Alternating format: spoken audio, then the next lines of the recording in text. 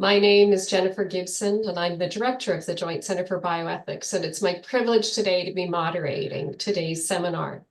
Our speaker today is Dr. Rashad Rehman, and his seminar is entitled Intersex Does Not Refute the Sex Binary.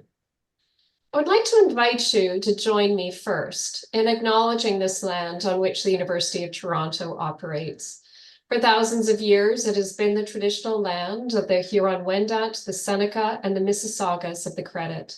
Today, this meeting place is still the home to many Indigenous people from across Turtle Island, and we are grateful to have the opportunity to work on this land. If you are joining us from elsewhere, I encourage you to take a moment to acknowledge the land on which you are today, and perhaps to take a pause to express gratitude to the land that sustains us as living beings among all living beings.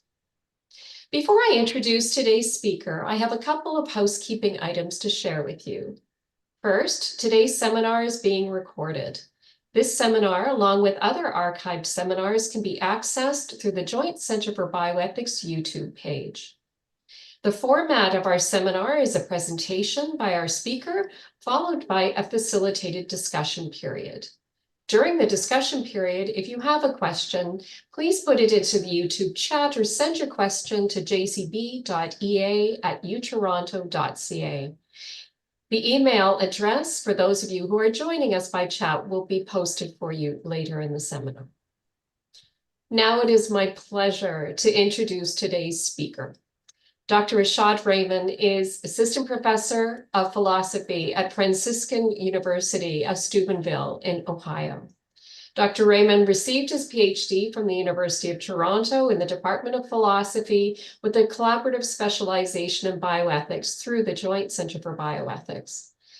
In the 2022-23 academic year, Dr. Rehman received the Peter A. Singer Award in Bioethics, which recognizes the academic excellence of a student enrolled in the collaborative specialization in bioethics, whose dissertation research takes a solution-oriented approach.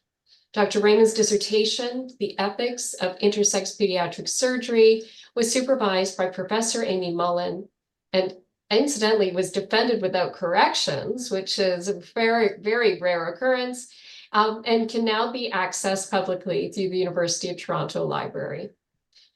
He has published numerous articles on biological sex, intersex conditions, and intersex pediatric surgery, and continues to write on questions concerning sex and gender. A generalist at heart, his other philosophical interests include learning to philosophize like Joseph Pieper, to have enough philosophical honesty as Augustine in the Confessions, and to write as clearly as Alvin Plantinga.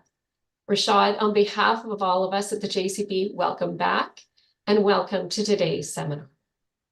Thank you. Well, it's great to be here. Thank you so much, Jen, for the introduction. It doesn't help working on humility, but I think everything that you said there was accurate, so we'll just take it as is. It's a real distinctive honor and pleasure to be giving this talk at the Joint Center for Bioethics. A real word of gratitude was expressed in my thesis, but I want to reiterate it again, that the success of my dissertation, of my doctoral research in general, wouldn't have been possible without the support of the JCB. So what a tremendous gift and blessing. So thank you so much. Welcome, everyone. So my talk today is entitled Intersex Does Not Refute the Sex Binary. Right away, just want to do an access check. So if there's anything that can make our space more accessible for you today, please write it in the YouTube chat or send an email. Please use the appropriate venues for doing so. And if those who can hear me okay, and if you can see these slides? And if there's anything that we can do to better suit our space for our access needs, everyone at the JCB is very happy to do so.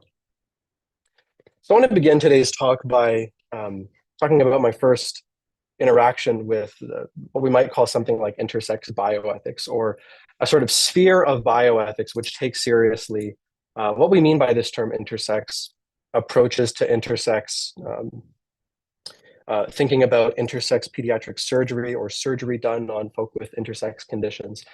And this was an article by Morgan Holmes entitled Mind the Gaps, Intersex and Reproductive Spaces in Disability Studies and Bioethics. It was in a graduate course with two clinical bioethicists, both of whom I respect a tremendous amount. And we read this paper, and one of my first thoughts was, I have absolutely no idea what I think about both intersex conditions, but also intersex pediatric surgery. And naturally, that was the perfect dissertation research area, right? A sense in which I have no idea what the answer is going to be. So these are the perfect research questions. And so after reading this, I thought to myself, well, there's certainly one thing that I've learned from this, and that's that I think that strong theoretical and methodological commitments can actually get in the way of real progress in a sort of practical arm of bioethics. So in other words, if we think of bioethicists as having some kind of role in bringing about a certain kind of moral progress, socially, culturally, then it seems to me that we need to have theoretical and methodological commitments that are going to appeal to as many as possible. And what I found as I read through this article was that this is precisely the area that I would like to focus on in terms of setting the stage for thinking about intersex conditions and intersex pediatric surgery broadly.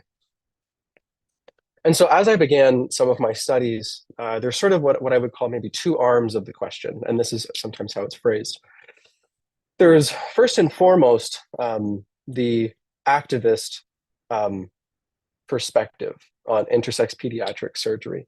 And the idea here is something like there are folk who have been genitally mutilated, they've been gratuitously harmed by medical professionals, they've been harmed by their parents who trusted those medical professionals. And the idea is that cultural perceptions of normalcy have dictated what bodies ought to look like. And so from the activist standpoint, and again, this paints a broad image, and I apologize for it because I want to say that there's a tremendous amount of nuance, but there not always is. But at least broadly speaking, from the activist vantage point, the idea is that genital surgery on folk with intersex conditions, specifically children born with intersex conditions who are prior to the age of consent or can give any form of consent, is tantamount to genital mutilation. On the other hand, what you might call the medical community's perspective, or from the vantage point of healthcare professionals, broadly speaking, and I think this is embodied really nicely in Societies for Pediatric Urology's consensus statement in 2020. There's a claim, there's the idea that really what we should be focusing on is individualized patient-centered care. And I like this quote, and I'm gonna use this whole quote. I'm gonna be mindful of time. So nowhere in healthcare is a one-size-fits-all approach reasonable or beneficial. This is particularly worrisome when multiple vastly different diagnoses are considered for a uniform treatment. A one-size-fits-all treatment does not exist for patients with DSD conditions. DSD here refers to disorders of sexual development, or what is sometimes called differences of sexual development. Rather, every child deserves unique attention and alternatives, and ultimately, we affirm the rights of parents to make medical decisions for their children based on their review of all available management options, including observation, pharmacotherapy, or surgery, with full disclosure of the potential risks and benefits of these options. Patients and families benefit from a holistic approach that presents the pros and cons of various options, including surgery, and empowers families to make decisions in their child's best interest. And I think this is the relevant part of the quotation that I want to talk about. We are not for or against surgery. Rather, support individualized attention and alternatives. Management should be comprehensive and well-balanced to a particular patient's needs. It needs to take into account all medical, psychological, social, and cultural considerations of the patient and their parents and caregivers. So something that, oh, my apologies. There we go. Something that I think is worth noting here is the contrast between the activist claim and the medical claim, or the sort of claim of the medical community. So on the one hand, healthcare, specifically Western healthcare, is performing genitally mutilating surgeries analogous to something like female genital mutilation. And it's being not only sort of accepted, but it's sort of being endorsed as as a particular kind of treatment option that we should regard as morally appropriate. And on the other hand, there's the claim that, well, it's not that there's some unconditional, yes, we are absolutely for it and we think it's appropriate in every circumstance or something like that. The idea is just, look, I mean, one of the central tenets of healthcare is individualized, patient-centered care. And so there's no sense, barring some deep intrinsic wrong that can be identified in the surgery, it's inappropriate to concede a certain treatment recommendation independent of all circumstances, medical history, evidence available, and so forth. And so, just to give you a sense of the sort of relevance of this in sort of the Canadian context, there is an article by Sharon Kirky published on November 11th, 2023, entitled in the National Post, "What if they guess wrong? Why surgeries to make intersex children look normal are so controversial." And part of the discussion, I think, that is moving into Canada is spearheaded by the Canadian Bar Association and Egal Canada. Both of these organizations are for the claim that we should put a surgical moratoria over intersex pediatric surgery in the Canadian context. Now, today's discussion is not going to be on intersex pediatric surgery specifically. I want to take you through a very different kind of facet of the discussion, which is pertinent to intersex pediatric surgery.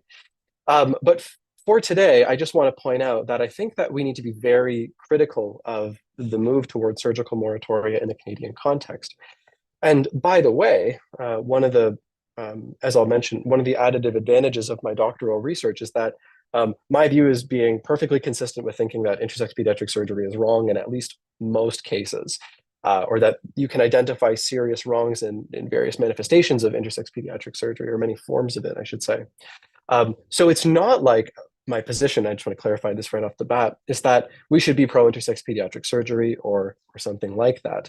But I think that we need to take very seriously the shift towards criminalizing the surgery itself. I want to point out something right away as well. So that's sort of a first disclaimer about the doctoral research. But the second is I want to set the stage a little bit for potential, what would you might say, a priori rejections of the kind of argument that I'm going to give today. And I think that there's a perception that if you're a sex binarist, if you think that there's two sexes exclusively, that you should therefore be for intersex pediatric surgery. And I'm going to look at this claim a little bit afterwards. But I want to just point out this really interesting historical moment, specifically in 1983, when Catholic bioethicists convened together and published a book entitled Sex and Gender, a Theological and Scientific Inquiry, in which Catholic bioethicists, specifically Reverend John Harvey, responded to the practice of surgery on genital organs of infants, and here I'm reading the latter half of this quote,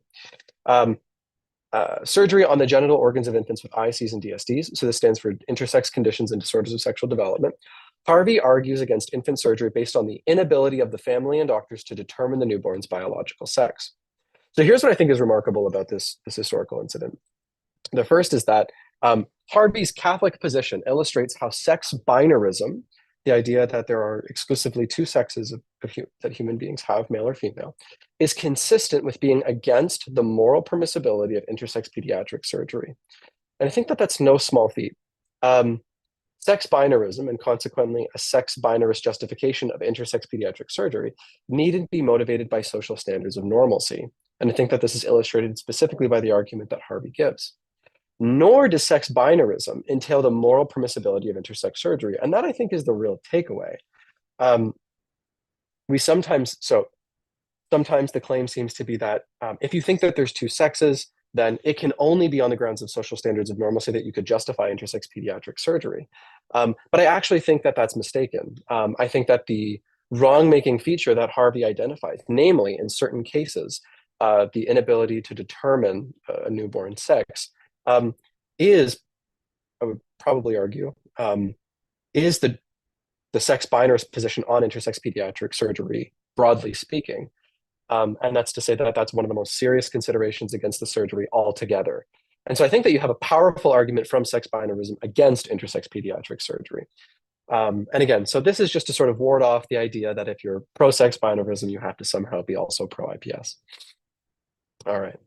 To make a précis of the major thesis contributions, and they're summarized in an article that I wrote for Impact Ethics entitled How to Think Better About Intersex Pediatric Surgery. So the first is individuals with DSDs, so disorders or differences of sexual development. D2SD is my preferred acronym for it. Do not agree about diagnostic nomenclature, that is to say, whether intersex conditions are disorders or differences. And surgical moratoria, i.e., whether early surgery should be criminalized, aren't always predicated upon social influence and standards of normalcy. Long-term data reports significant underrepresentation and testimonial injustice and consequently procedural injustice. So the idea here that I'm trying to illustrate, and I apologize if I missed part of the quotation, the individuals with D2SDs themselves do not agree on the appropriate medical nomenclature with respect to their D2SDs. And I think that this is really important.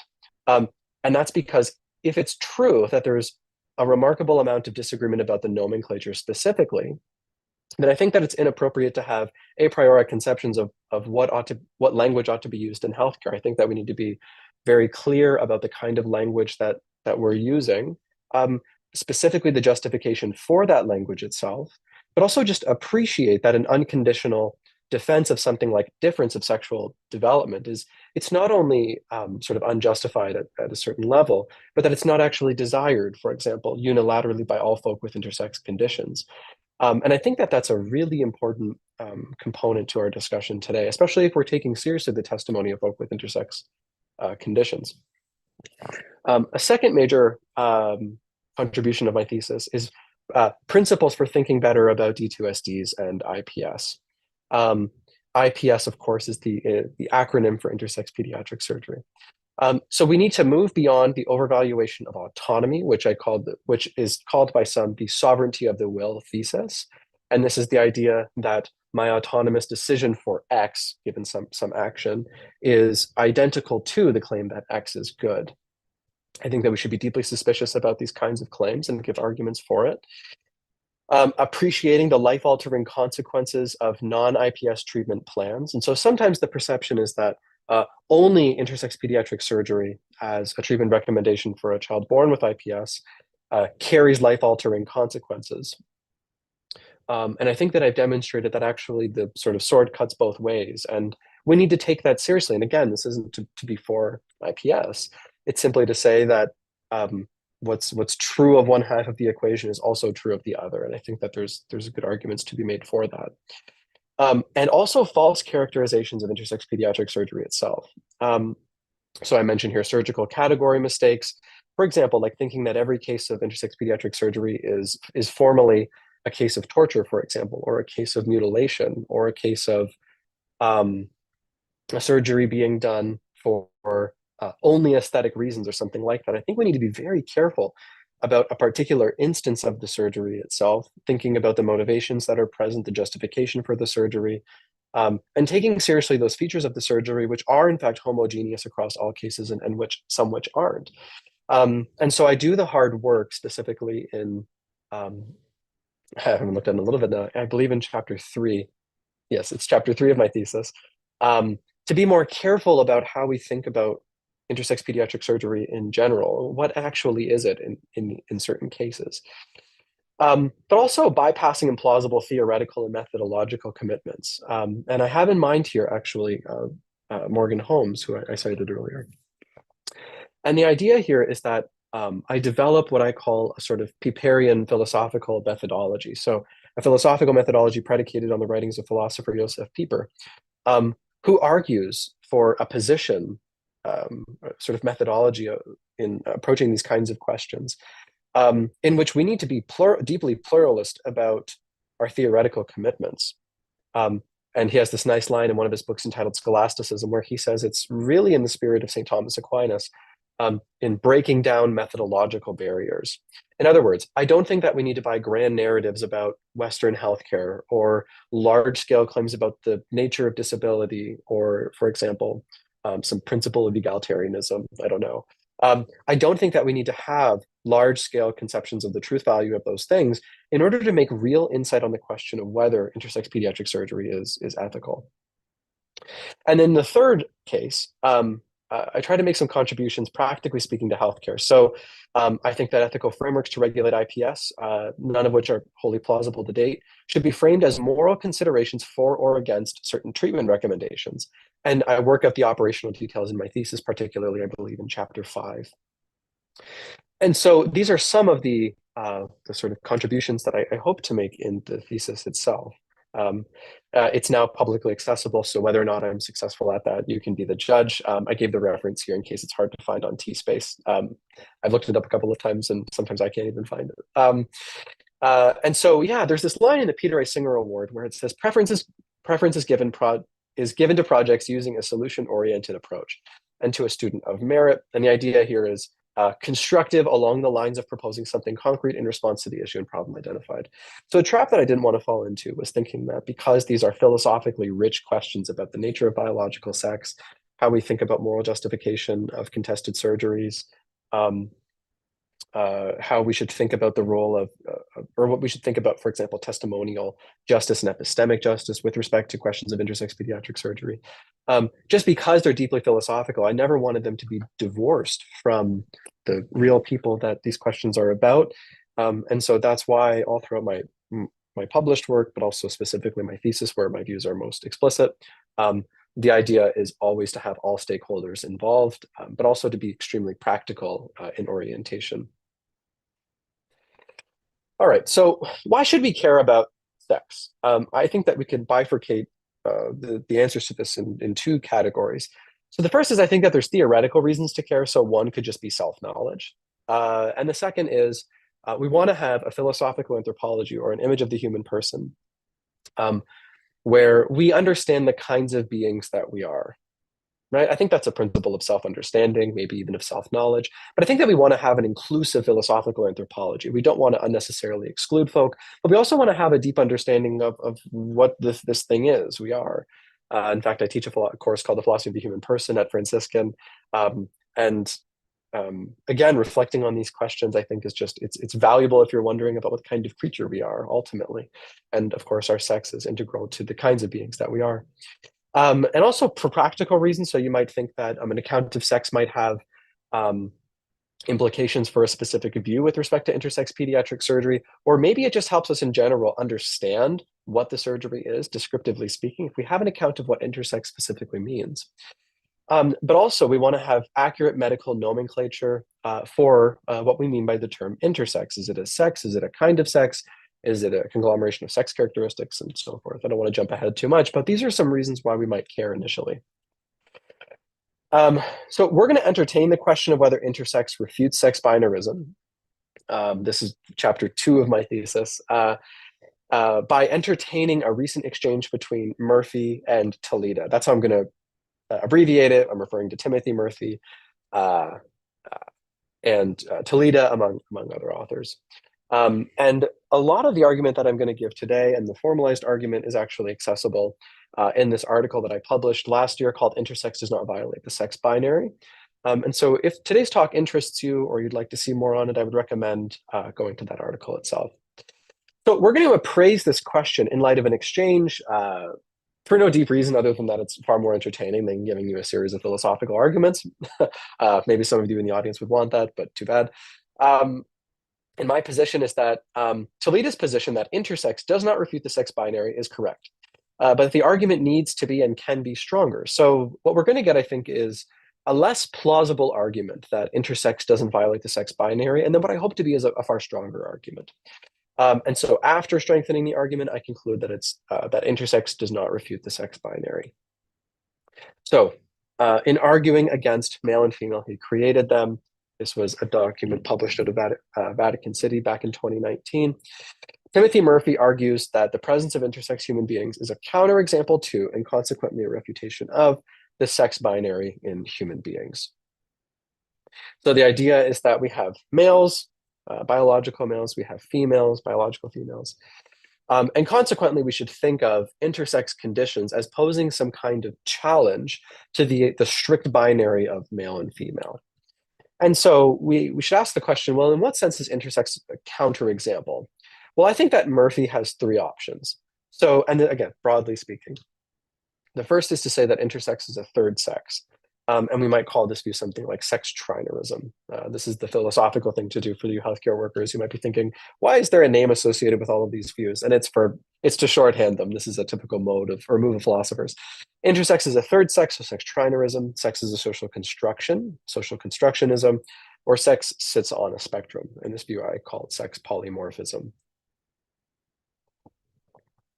You could have a more sophisticated view.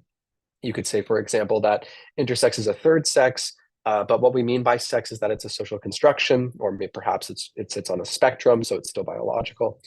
You could say that sex is a social construction and maybe have like a cluster model. This is sometimes defended. The idea here is that what it means to have a particular sex is a deep social and practical question. It's one of meta-linguistic negotiation between different parties.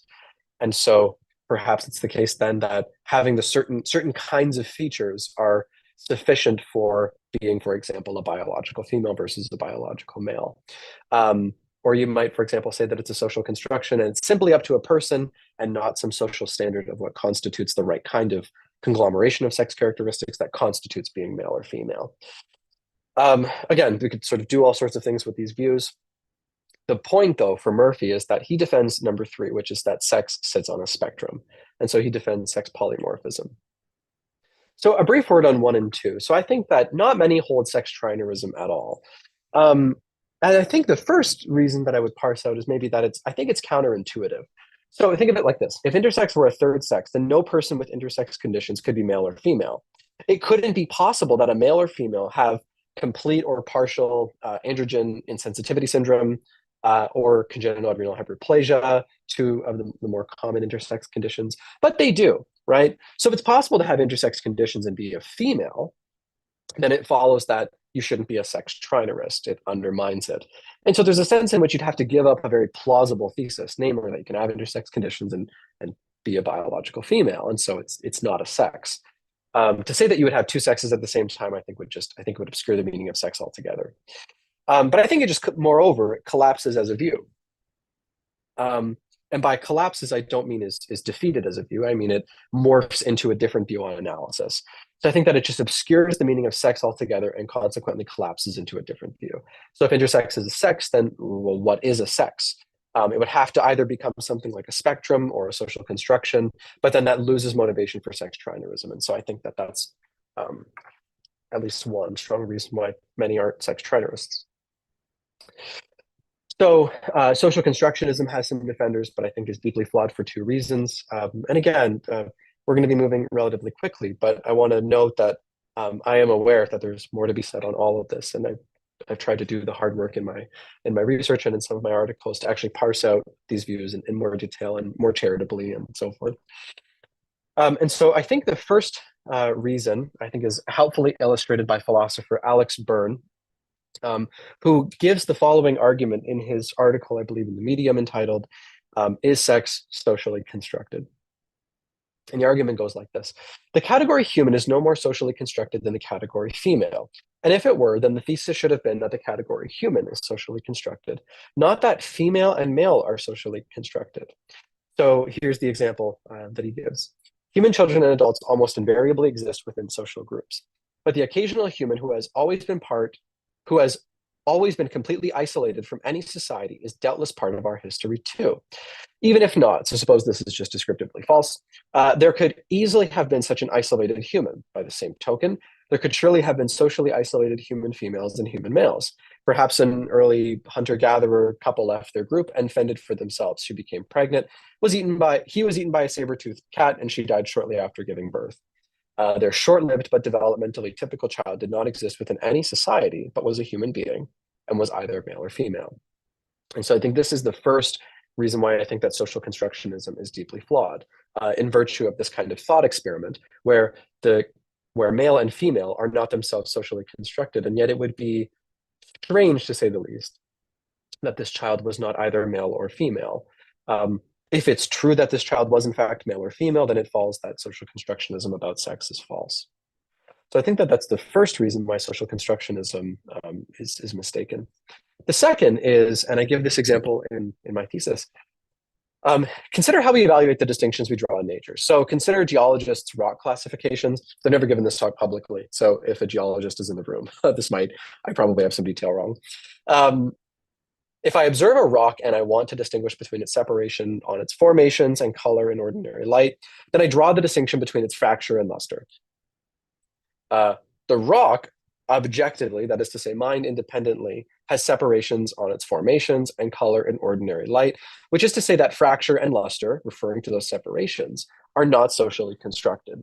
Now, the only relevant bit of social construction that you can apply is our language that we use to talk about those separations on the formations, namely what we call fracture and color in ordinary light. I think that this is how biological sex classification works, as Byrne describes. Some animals, objectively, again, mind independently, have small gametes and some have large gametes. We then apply terms to the distinction. We then continually refine our biological categories to ensure that they reflect accurately what we're referring to. Now, here's the relevant bit about intersex conditions. And if there are counterexamples, then we either refine those categories. For example, male should include castrated males. Or if we cannot, for example, if intersex were a third sex, then we should abandon the categories altogether or refine them beyond the initial distinction, beyond the two disjuncts, if necessary. And so the idea that I'm alluding to here is that if we think of a defense of the sex binary, in terms of not being the kind of thing amenable to counterexample, then what we should say is something like this. There are two biological sexes, or at least there seem to be, male and female. And if we're going to give up the view that there are only males and females, then there should be a kind of counterexample that we can cite that's unambiguous in nature, and that deeply undermines these categories. But if we can account for those cases without giving up those initial two disjuncts, then it seems to me that that distinction is appropriately drawn. Right? So you would have to have a strong kind of view, like Murphy's view, where an intersex condition does in fact show that sex is not binary, specifically in the case of human beings. And I think that that caveat, the lattermost caveat that I just made, is actually important. It's important to note that we're not talking about sex binarism for other animals, and we're not talking about sex binarism for other creatures in general who are sexed. We're specifically talking about human beings. So Murphy's challenge to the sex binary is that intersex human beings are a counterexample to, and consequently a refutation of, the sex binary in human beings. Murphy's not the first to argue this by a long shot, but nevertheless, I think has an argument of sorts that I think is more widely known among bioethicists, probably because of where the article was published, I believe, in Bioethics. And this is what he writes. Contemporary science tends to see people sex on a spectrum, from people with male typical genetics at one end to people with female typical genetics at the other end, and everyone else somewhere in between. On the Vatican's view, this is imprecise, it's more precisely the magisterium of the Catholic Church's view, there are no intersex people. There are only people whose actual sex is misexpressed in their bodies. All right. So in response to Murphy, Toledo and others write in their article published in the Lanacre Quarterly, or the Lanacre Quarterly, I'm not sure how to say that, the Vatican Opinion on Gender Theory, that intersex states are referred to by contemporary science as disorders of sexual development that present exceptionally to the predominant biological norm of binary sexuality. So the thesis is this: to say that there are more than two sexes based on the existence of these DSDs could be labeled as poor science, even if it is contemporary. My argument is that there's two problems. The first is that we need a principled argument for binary sex. I think that would make us for a way stronger argument, but also empirical justification that intersex conditions are in fact disorders. Because we don't want to just say that like these natural variations in sexual development should be sort of like disregarded because there's only males and females. That would obviously be mistaken. So we need some account of intersex conditions as medical disorders, as part of how a sex binarist ought to think about biological sex. And specifically how to accommodate and understand what an intersex condition is in light of the two sexes. So today I'll supplement their argument by offering both justifications for one and two. So if I'm successful, we're going to have a stronger defense of the sex binary and its entailments, a medically accurate account of intersex conditions, and a route for a more informed approach to care for folks with intersex conditions.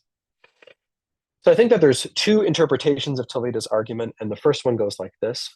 Intersex conditions are exceptions to the sex binary, and exceptions to a general rule is not a sufficient counterexample. So the problem with the argument right away. So again, right, like, so what? There's an exception to males and females. I mean, like, that's hardly a response, right? I mean, that's just to say that sex sits on a spectrum, even though there's a majority of folk on both ends. So generalizing statistical norms, like human beings have 5 fingers, can't generate a principled argument. We can't infer from human beings generally having 5 fingers that it's part of the nature of hands that they have only and exclusively 5 fingers. The sex binarist wants to say that the sex of human beings is exclusively either male or female. My diagnosis, I think we need a principled or a non-statistical or generalized argument that sex in human beings can only be male or female. My prognosis is that Byrne's argument that sex refers to gamete production, or more specifically, developmental pathways towards the production of certain gametes. So Byrne has this nice elucidation of a common view about sex. And the basic idea is to say that the equation of female means to have XX chromosomes is confused because the XXXY system, chromosomal system, is merely the mechanism by which placental mammals, like human beings, typically become male and female. It is not identical to sex itself. He says, whenever it is suggested that being male or female is a matter of having certain chromosomes or primary, secondary sex characteristics, that is a sure sign that the discussion has gone off the rails. And so I've got this kind of chart here to illustrate I think what's sort of like the typical view about how sex development actually works, and it goes from chromosomes onwards. But the deeper problem still lies in, well, what makes us male and female, right? So we're confused here if we think that the mechanism by which our sex develops is identical to sex itself. We need to know not what it means to just be anatomically male or female, not just genetically male or female, but what it means to be male and female proper. Byrne cites Simone de Beauvoir on the definition of sex. She writes, in The Second Sex, the sexes are basically defined by the gametes they produce. Specifically, females produce large gametes or reproductive cells, and males produce small ones. And since there's no species with a third intermediate gamete size, there are only 2 sexes. The idea here, again, to reiterate, is that there's nothing special about human sex. Mammalian sex is well understood in biology. And again, think of that analogy to human versus non-human animals' fingers. And I think that what Byrne is up to here is to apply a kind of Aristotelian methodology. And even if Byrne's not doing this, I think that this is the route that we ought to take. And that's, we should begin our scientific inquiries or inquiries with respect to knowledge, not just science in the modern sense. Any inquiry into knowledge with the well-known. And so the idea here is something like males and females in the animal kingdom are well understood with respect to their biological sex. If you appreciate for the moment that human beings are another kind of animal, then it seems that we have a pretty well understood concept of what it means to be a male and a female. Now, of course, there's more to be said here. And we're going to get specifically to some of the concerns in the objections, but at least this is the idea so far. We've got a well understood, we have a deep knowledge of what sex is in biology in the animal kingdom specifically, but also in the case of what it means to be male and female. And the question of what constitutes, for example, an intersex condition or its relation to the sex binary, that we still have to accommodate. But at least the idea that there's males and females, and this is well understood, that's established, I think. And so the conclusion is that sex is determined by gamete production, and because there's only 2 kinds of gametes in human beings, sex is binary. And so now I think we have at least a principled account of why intersex doesn't violate the sex binary. There can only be 2 sexes because there's only 2 kinds of gametes in human beings. But of course, there's the objections. I like this image on the left. It is an image from sales. And I thought there's something kind of alarming about how philosophers tend to accommodate objections and how it looks just like how folks in sales try to accommodate someone saying no to buying something. So there's like an empathy statement, right? There's a sense of I totally understand where you're coming from. There's a question, but don't you think that there might be something important here? Then you demonstrate the value, and then you ask to, ask for the sale. So because this is a live talk, I have no idea how that was received, but I find it funny, so that's sufficient. So there's 4 objections that can be leveraged. So the first is that there's human beings with no gametes, human beings with both gametes, human beings with uncertain gametes, and human beings having, again, sort of in distinction to non-human animals, a deep self-understanding of the kinds of creatures that they are. We have a particular kind of social world. And that ought to make a kind of difference with respect to the classification of sex. We're going to get to 4 afterwards when a distinction is helpfully drawn. But for now, let's go with the 3. So the first is human beings with no gametes. So the idea here is there are, if there's human beings with no gametes, then gamete production, for example, or the possession of certain gametes, or the developmental pathways towards a production of a certain kind of gamete, undermines the claim that that's what defines biological sex. The thing to note here is that there's no uncontroversial and unambiguous cases or examples of a human being with no gametes. So even if there were, this would mean that human beings weren't intrinsically sexed creatures, but not that sex isn't binary. So there might be males or females who lose their gametes, for example, a castrated male, for example, or ones who never produce them in the first place. But in those cases, I think it's a sort of easy move just to say that the developmental pathway towards becoming male or female is in fact sex indicative. We could think of it as something like a frustrated process, or you could have, for example, clear physiological indications that a certain kind of development started and then was failed to be completed for some reason. And so you can have these sex indicative features without, in fact, undermining the claim that sex is defined by gametes. So human beings with no gametes, I don't think is a strong objection to the argument. You could have human beings with both gametes. My argument here is that, in fact, there are none. And ovo-DSD is not a counterexample. So ovo-DSD is ovo-testicular disorder of sexual development. Is the closest, it's one of the rarest forms of all D2SDs. And the idea is that it's a person who has both gametes. But I think what's important to note about these specific folk is that there's only ever one set of functional gametes and one that's non-functional. And I think that the non-functionality of the chronologically posterior gametes seems to actually be sex indicative. And I would say that you could make an abductive inference from this. So the case I have in mind, for example, is someone who has, so for example, suppose that an individual has congenital adrenal hyperplasia. And then suppose that you have healthy female development, and then you have what appears to be masculine sexual development. And then suppose you further found out that the masculine, the overproduction of the sex hormones that causes virilization, suppose that you find out that this actually has characteristics that meet all of the criteria for a medical disorder. And then suppose, for example, that these are analogous to other kinds of medical disorders. I think it would be clear, especially in a case like this. Now, again, I use CAH knowing that it's not ovo-DSD, but the same point remains. You could say that there's the best explanation that you could give for what's happening is, in fact, that you have a biological female with subsequent male typical development or something like that. But it's not a question of whether the individual with CAH is, in fact, a biological female. I think that that's clear. And so if you combine this with other premises, yeah, right. So I just described that second part. And that's just to say that you can make an abductive inference, especially when combined with other premises. So I don't think that human beings with both gametes undermines the position as well. Then you have human beings with uncertain gametes. And so the idea here is that sex binarism does not require that all human beings' sexes are discernible. There's no reason to think that in a rare case, if we can't know X, then there is no X. And so I think uncertain gametes are, I think it's an implausible argument. All right. So the second interpretation is an argument from disorders. And so the idea is something like intersex conditions are disorders of sexual development.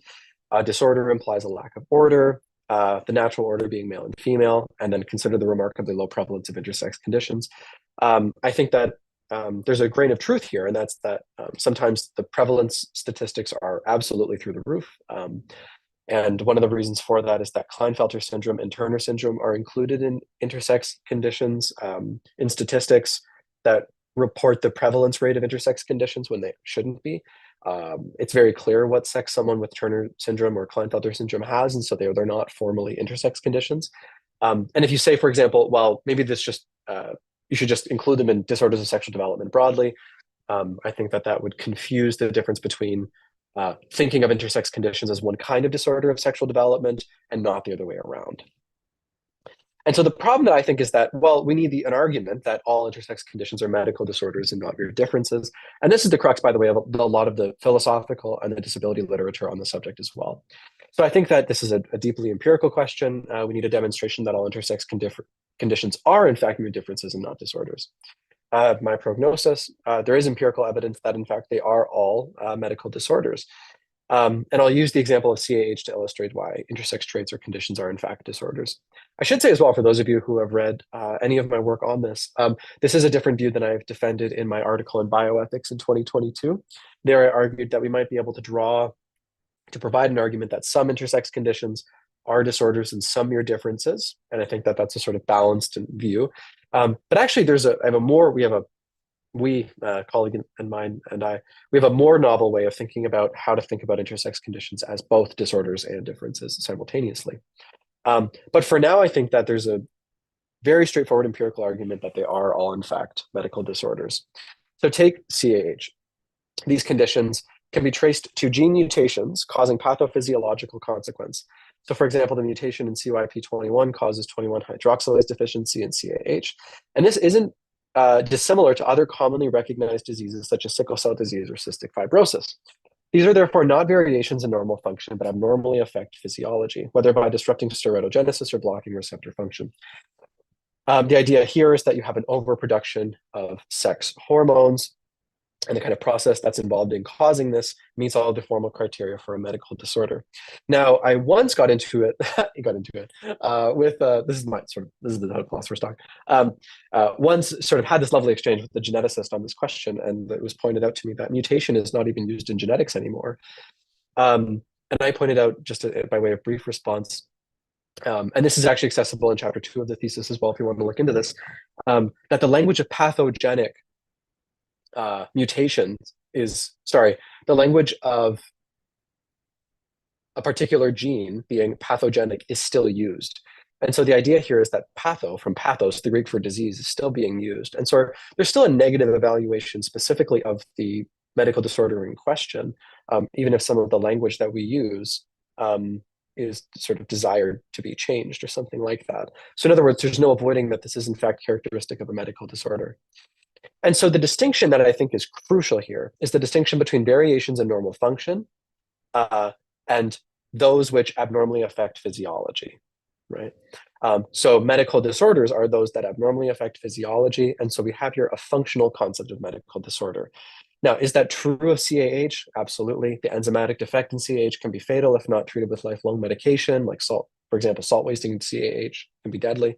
Certain abnormal gonads in patients with a Y chromosome have a high incidence of malignant transformation, and some female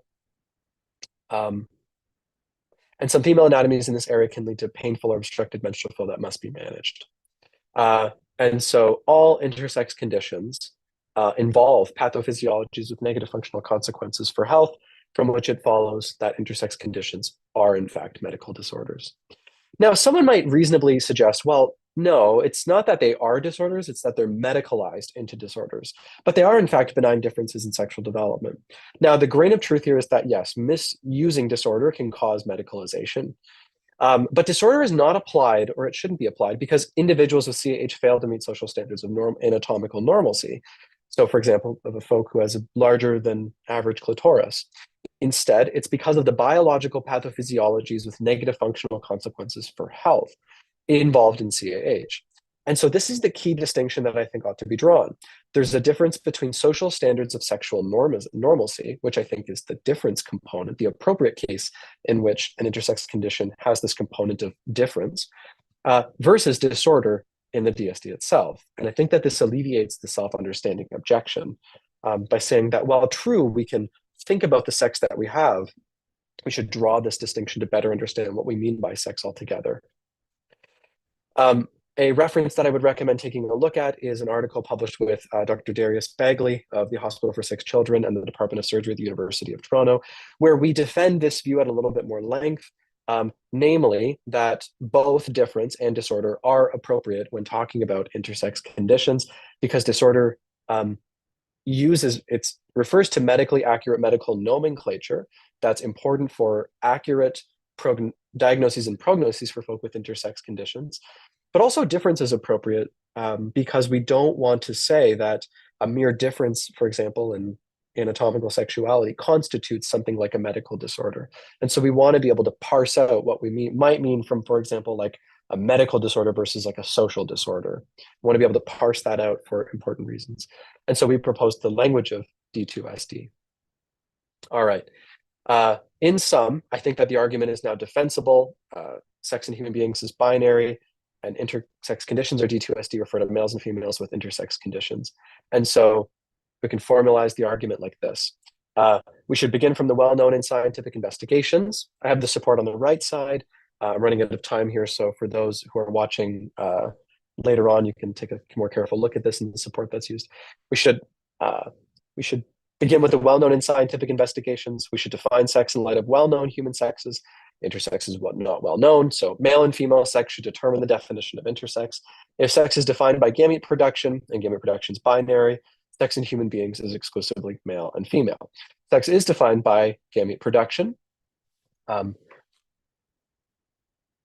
Human beings as gametes are binary. For example, small sperm or developmental pathway toward the production of sperm is male, and large gametes are eggs, or, for example, developmental pathways toward the production of eggs is females. So sex in human beings is exclusively male and female. And I think the supplementary premise here is that intersex conditions refer to disorders of sexual development, emphasizing the pre-existing binary order of sexual development, from which it follows that intersex conditions do not refute the sex binary. Now, I won't be able to say much about these, sorry, just for the sake of time. But I think that there's philosophical implications, namely that I think that Murphy has one component of his argument I think is correct. And that's that when we talk about intersex individuals, I think we should understand that we're only talking about males and females with intersex conditions. But of course, there is intersex individuals in the sense of individuals with perhaps epistemically unknown sex because of their intersex traits. I think, and then I think that there's three bioethical conclusions that we might be able to draw here. One is we have better diagnostic terminology, for example, D2SD, in light of the analysis I gave. We have a better understanding of intersex conditions to service discussions of intersex pediatric surgery. And finally, I think that we should appreciate that sex binarism needn't necessarily motivate intersex pediatric surgery. It needn't be for reasons of socialization and normalization. And for the sake of time, I will stop right there. That's the very end. Here are some sources. Those that are bolded are highly recommended. And thank you so much. It's been an absolute joy. Thank you so much, Rashad. And yeah, there's a lot in your talk here, and I kind of want to start at the beginning and follow it through again. But I think one of the things that I really appreciate what you're doing here is really thinking about how what some of the role, like the interdisciplinarity of bioethics means getting clear, trying to get as clear as possible in some key concepts and lifting the trunk to see what is the argument, what is the argumentation and the empirical claims underneath that. One of the questions that has come in, and maybe you could comment on this, and I think this is one of the questions that sort of leads in okay, so when the rubber hits the road, we're actually talking about the patient or the person in front of us, right? So the question was for a little bit of maybe background clarification about when we're talking about pediatric surgery. In this context, are we talking about infants, prepubescent children, adolescents, or late adolescents? Because then you start to see changes. I'm assuming that you start to see changes in terms of decisional capacity or the patient, if you will, perception of what sex means for them, even if there's clarity on a definition, what it may mean for them. So I wondered if you might be able to just comment on that. So where, in a sense, where would we go from here? So let me hand it over to you. Yeah. So let me just make sure I understand. So I think the question that's being asked is something like, I guess twofold. The first is, should we just appreciate that pediatrics is a relatively broad term? I mean, it encompasses, again, as you said, like infants, prepubescent. And so that's the sort of descriptive question about pediatrics and what I mean. And then there's a second question about, doesn't that have implications for what we ought to think about the surgery, for example? In virtue, for example, of having consent, not having consent, and so forth, but also other things like whether subsequent development of the child with intersex conditions actually clarifies sex altogether. So to the first part, absolutely, it's a broad term. I mean specifically those on infants. So the average age that intersex pediatric surgery is performed is 11.2 months of age. And so you might call it something like infant pediatric surgery. That's totally fine. Or sorry, no. You might call it infant, or you might call it surgery on an infant with intersex conditions. I take that to be the most contested case, of course, because again, it's pre-consent, and then you have harder questions about mature minors and so forth. But I mean specifically a certain age within pediatrics. The reason why I keep the nomenclature of intersex pediatric surgery is twofold. One, common in the literature.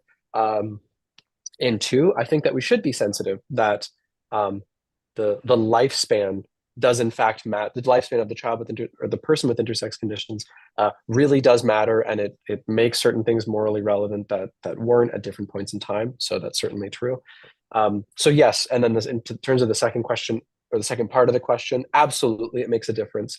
I'm very sensitive to that, and that's why in the thesis I tried to do precisely what you're doing and be extremely careful about thinking about the ethics of the surgery with respect to particular ages. And of course, my focus is on those that are absolutely uncontestably pre-consent or pre-informed consent or something like that. And that's the case of infants. Good question. That's a great question. So thank you. And there's I'm going to pull out another question here because I'm actually quite curious about why this may be the case, and it really speaks to sort of the literature on this. And it's the question, why is it the case that sex binarism is not widely defended in the academic literature, but it seems to be a commonplace belief amongst people? So there seems to be a disconnection here, and that could also play out in the life of a family, life of a child, in material ways. So yeah, so why is there this disjuncture, do you think, between what the literature discourse looks like and what the real world discourse looks like? Yeah, I think that this is a really good question. I think there's a kind of apprehension about defending sex binarism precisely because, I mean, on the one hand, it can perceive to be something like exclusive of individuals. And I think that that's justified if you don't have a view of the sex binary that's sufficiently inclusive, for example, of intersex conditions and understanding how that relates to male, like biological males, what we mean by or what is meant by biological male and biological female. So I think that there's a risk of exclusion, and I don't think we should downplay that. And that's why I think it's important to have a well thought out view of the sex binary. And of course, being sensitive to that. On the other hand, I think that there's a certain kind of perception, and I tried to disarm this right away, that sex binarism leads to being pro intersex pediatric surgery, because if you have the perception is that if you have an abnormal body, namely one that's not male or female, then surgery is appropriate. And however true that might have been for some of the motivation, or maybe continues to be some of the motivation for intersex pediatric surgery, my claim is that it need not be. I think you can absolutely be a sex binarist and be deeply suspicious of IPS. And what I also think the benefit of that is, kind of sort of to flip this on its head, is that you have far more people, again, since sex binarism is a very commonplace view, especially among people outside of academia, which most people, you want to get them on board, especially if there's real ethical concerns about IPS. And so I think that what I've defended is precisely one of the ways to actually bridge those gaps. Great, thanks. Unfortunately, we're going to have to leave it there for today. So before I draw our seminar to a close and thank our speaker, I have a couple of announcements. First is that our next seminar will take place on February 14th, featuring Bob Park, where he will be discussing what the title is called An Introduction to Improving Palliative Care for Persons with Intellectual and Developmental Disabilities. So I look forward to reconvening with all of you then.